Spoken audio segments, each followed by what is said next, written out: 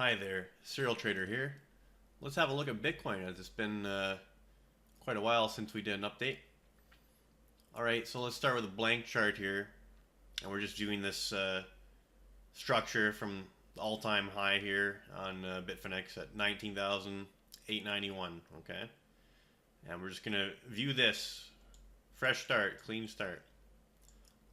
Now there's obviously multiple ways you can count this while adhering to the Elliott wave rules and guidelines.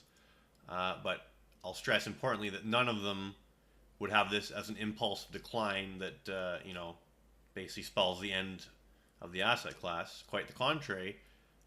All the different ways you can count this come to the same conclusion that it is a corrective structure that once complete will be more than fully retraced. Okay. Now, before we get in on the short-term stuff, we're just going to do this overall. I'll take a stab at just a labeling scheme, okay? And we'll keep it real simple. Simple is always the best. So I'd say we have an A down off the high, three wave move up for B, okay? Then a C down, so we have a 5-3-5 ABC, and that's for a larger wave W. Okay, and then we have a, you'd have to go in a little closer to see the subdivisions, but there's a little triangle in here. So you have an ABC. I'll get rid of the magnet here. You have an ABC up. Okay.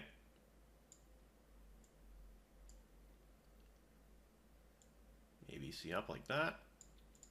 And that is for a wave X. Okay, so now we have a W, X, and you guessed it, we're going to get our Y wave. And then we have a 5-wave decline for wave A. And then we have a 3-wave advance for wave B. Okay. And then we have a 5-wave decline, a rather lengthy, painful one in wave C to what was our ultimate bottom now at 50. I'll go in closer to check this, but I believe 57.55 here on Bitfinex. And that completed this wave Y. Okay, so now we have a WXY. That is a double zigzag correction from the all-time high. I will also point out, okay, on major turning points in a market, you want to see divergences. And okay, I'll point this out. So massive divergence, bullish divergence on our MACD moving averages. So MACD moving averages made their low here, and yet price made its low all the way over here. So you can just see a series of higher lows on the MACD moving averages, even though we had the lower lows on the actual price of BTC. And RSI, we actually had our RSI oversold right here at what happened right in this area where Bitcoin hit 6107, okay, and we had RSI sitting at 29 at that level on the daily. Now we actually went lower in price, again to 57.55, and yet RSI made a higher low, and I believe it was just slightly above 30 at that time, 31, 33. So I'll just illustrate that as well. We have our bullish divergence on daily RSI. So certainly what you'd want to be seeing at a major turning point. So check the box there. Got our divergences. Got what can be considered a nice complete corrective decline, okay, and WXY with all the subdivisions works quite well. To actually go in and do all the individual, different degree subdivisions would take some time, but they're all there. You can make this work, no problem. So I don't want to make the video too long, but this gives you the overall picture. And well, I suppose we might as well state that this is without going into too much detail. I have to go on the log scale. Okay. This is very difficult to do since there's just so much price history. but we'll take a stab at it. So we have our overall. Now this isn't a low, but I'll start it from there. Got a 1 up. I believe the 2 actually ended here. Clearly a third wave up. This could be a big 4 we're working, and then we'll be going up in 5. And the degree, we'll make it at least primary degree. Maybe cycle degree. Let's leave it for, doesn't really matter. Leave it primary for now, just for illustrative purposes. Okay, yeah. Price history doesn't go back far enough here, but this is a initial move up in Bitcoin, so that's our 1. We have this lengthy wave 2 decline, okay? And we're in log scale here. And then we had our huge explosive third wave up, okay? Third waves are typically the strongest and the longest, so that fits well. And now we have had our very complex wave 4 decline by the looks of it. And the next move up of this degree of significance should be this 5th wave, right? This should bring us to new all-time highs. And I'll just get a log scale since we're not going to go big picture here for too long. Now let's zoom in a little closer. Start with daily and maybe go to 4 hour. Alright, so ultimate bottom here on Bitfinex, 57.55. So it did go a little bit lower than that 6,000 level, but it really couldn't go a whole lot lower. So that should tell you something. And a lot of people, including myself, were certainly suspicious that it could go, maybe into the low 5,000s or even 4,000. Some even considered lower than that, although I was skeptical of that. But we had very little follow through of the downside. 57.55 was it. Then we came up, okay, made an initial move up to 63.41, came back down to test that bottom, went to 57.80, so we made a higher low, okay, kind of a double bottom pattern there, and then we went up again, and we went as high as 68.39, came down again, went to 6,079, and then we had this breakout, okay. Now what I've done is I've drawn a parallel trend channel, just connecting the origin of this new move with that first major pullback, okay, and then projected off the initial high up here, and then we've broken out of that. So possibly we have a small degree third wave in action, and well, also if you look at the MACD, I'll go in closer. So the daily MACD is finally above the 0 line, so that tells you that technically, according to the MACD indicator, the trend is now up, okay? And RSI certainly broken that range that was being held in during this decline here in this what's labeled as a C wave of Y. We had that RSI resistance at around 40 or so. We just couldn't get above that. Every time we tried to pop up, we couldn't. Now we've clearly gotten above that and made a higher high and higher low, and now higher high in RSI got up to around 67, almost 70. So certainly starting to show some relative strength. Okay, and at this point I need to go a little lower in the time frame. So 4 hour. Okay.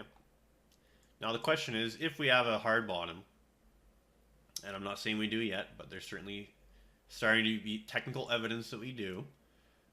Well, the first thing you'd look for is some sort of impulsive advance to the upside off that bottom, right? So, okay, we potentially have that starting now. So we have our bottom here.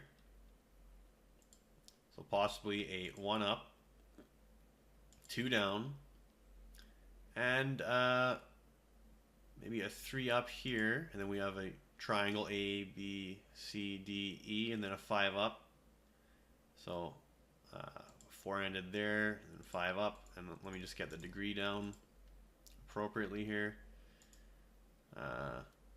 Something like this maybe. So 1, 2, 3, 4, and 4 cannot overlap with wave 1. We have no overlap here, so that's suitable.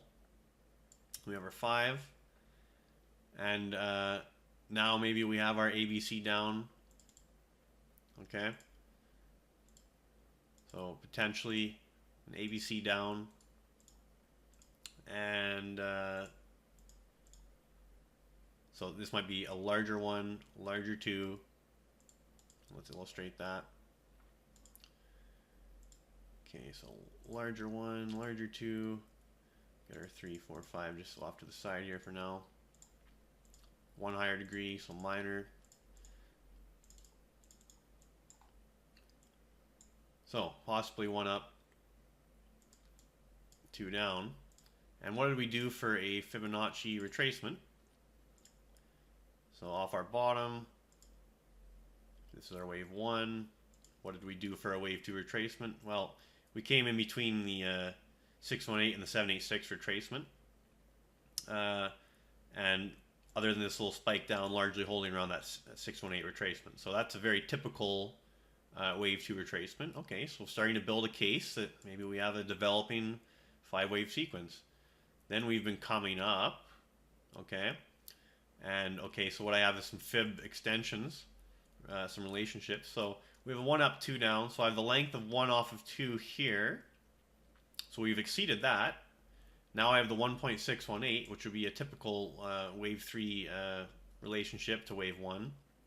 And that's at 78.34. So we didn't quite get there, but we got to 76. So starting, and more importantly, we've broken out of this base channel. So, you know, starting to look like a third wave breakout from this channel. And the subdivisions of that third wave, well, what do we have? Maybe a 1 up, 2 down, maybe a 3 here, maybe the 4 is done or it's still developing. Certainly looks like a nice, healthy, sideways, choppy 4, nothing threatening. And maybe we'll have our 5 up to complete wave 3 and maybe hit that 1.618 relationship. And we'll just, again, get the degree down a bit on those. So this is starting to look, you know, pretty good here. Okay, so now we have our possible wave 3 expectations up here to this 1.618. Then we'd need a subsequent 4, okay, that didn't overlap with this one. Maybe find support on this upper line of the base channel, which would be pretty typical. And then we need a 5th up, like this. And maybe get well above this resistance level here in the high 7,000s, 7,700, 7,800 or so. So we don't have enough pattern development yet to confidently say, hey, I think we have a bottom and we're having an impulsive move up to the upside. But we have the early beginnings of it. And we certainly have broken at least the very short-term lower high pattern that we're in. Now we're starting to make some higher lows and higher highs. So I'm watching this quite carefully. And other than just my core Bitcoin holding that I've left unchanged, I haven't committed, you know, what I would consider trading capital to this yet. But I'm watching it carefully.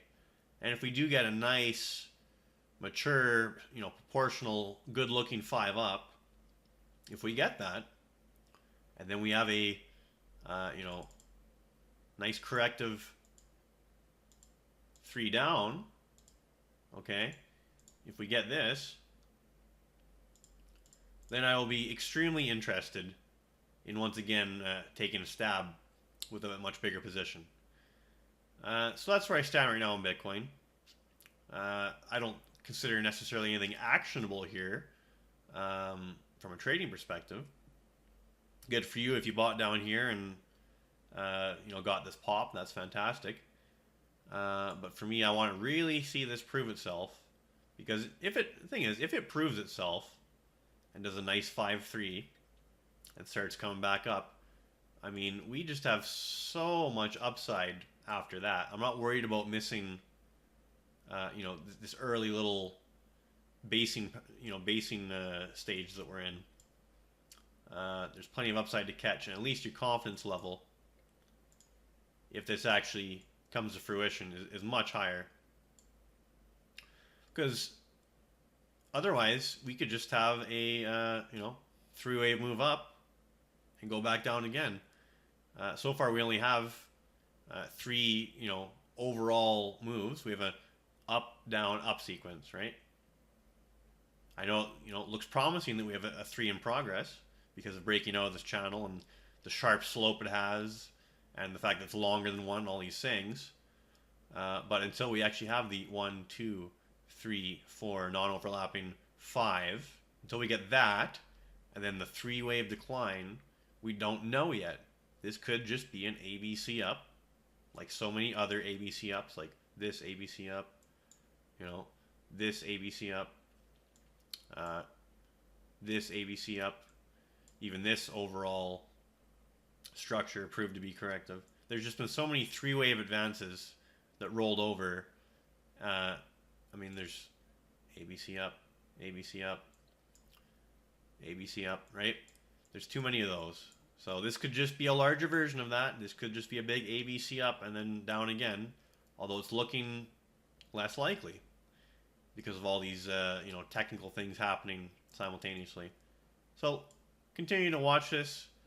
I'd certainly be happy if we really did have a bottom. I've been waiting for a long time for this to sort itself out so we can have another crypto bull run. But patience is the key here. Wait for it to prove itself. Wait for that next trade setup, that 3-wave decline. And then, at that point, if we get there, then it's time to try and go big again. Alright, that's good for now. Serial Trader, signing off.